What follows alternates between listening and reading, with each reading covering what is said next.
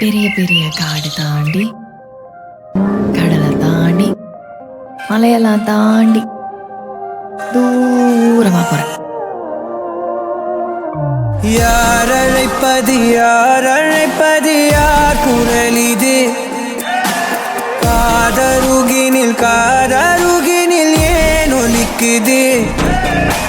போயனதை தான் தூரத்திடவாய் மறுக்குது. குரலின் விரலை பிடித்து தொடரத்தான் துடிக்குது.